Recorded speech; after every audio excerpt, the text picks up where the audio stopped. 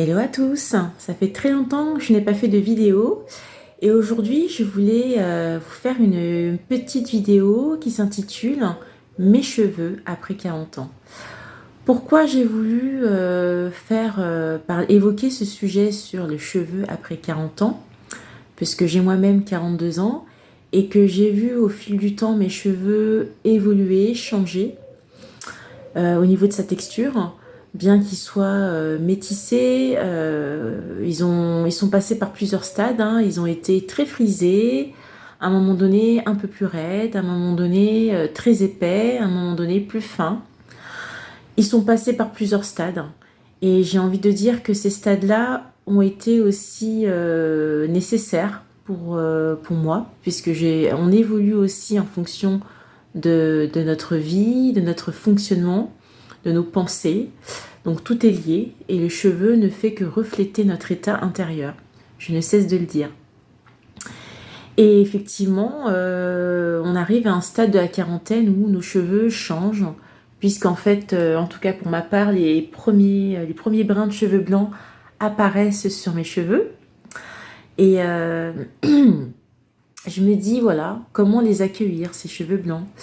Alors au départ, effectivement, il y a eu une part d'appréhension parce qu'on se dit, ça y est, c'est la fin de tout parce que on a des cheveux blancs. Et ben pas du tout, au contraire. Le cheveu blanc marque tout simplement un nouveau cycle de renouveau pour soi, en tant que femme, en tant qu'homme aussi, et que ça fait partie aussi de notre cycle naturel, ça fait partie aussi de notre cheminement de vie. Et moi, j'ai décidé d'accueillir justement ce nouveau cycle avec beaucoup plus d'harmonie, puisque ça fait partie de moi.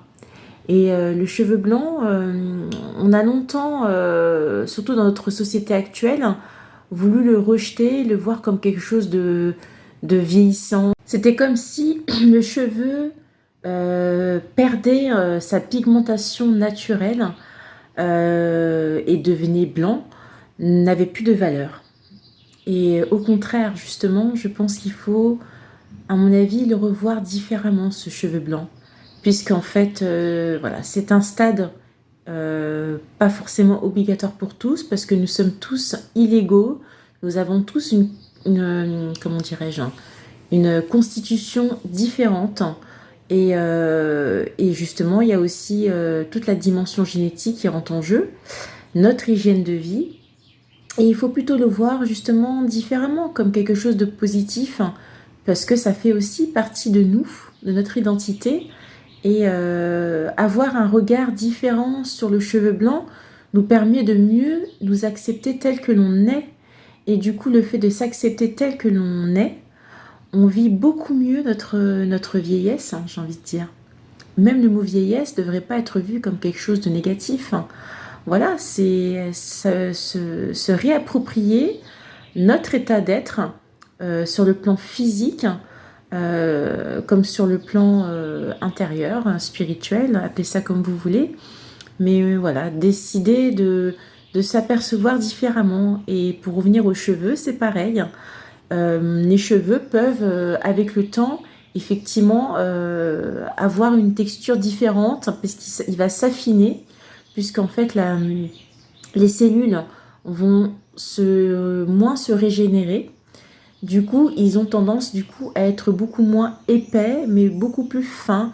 Donc si vous avez, mesdames, des cheveux qui frisottent un peu sur le devant, c'est normal. Alors ce que je peux vous recommander dans un premier temps pour justement mieux entretenir vos cheveux lorsque vous passez l'âge de la quarantaine, c'est de faire des soins qui vont permettre de renforcer vos cheveux, de stimuler au niveau de la pousse pour aussi éviter les chutes précoces et aussi ralentir, on va dire, la pousse des cheveux blancs. Et pour ça, ce que je peux vous conseiller comme soin naturel, ce sont des plantes naturelles que vous allez trouver beaucoup dans la médecine ayurvédique, qui est la poudre amla. Vous avez aussi la poudre reta ou alors le shikakai. Et vous avez encore toute une panoplie de poudres en Ayurveda. Mais moi, je vous ai cité les 3 principaux poudres qui vont venir stimuler la croissance du cheveu, qui vont aussi les renforcer. Et ces plantes-là, en fait, sont sous forme de poudre. Donc vraiment bien choisir la poudre, s'assurer que c'est une poudre qui n'a pas été transformée. Et vous allez l'appliquer tout simplement en masque en le mélangeant avec de l'eau chaude. Et soit l'utiliser comme shampoing sec ou shampoing mélangé avec de l'eau, ou alors en masque pour traiter le cheveu en profondeur. Alors, je vais vous présenter, alors je ne fais pas de pub, hein, je précise, mais je voulais au moins vous montrer les types de poudre que j'utilise pour mes cheveux.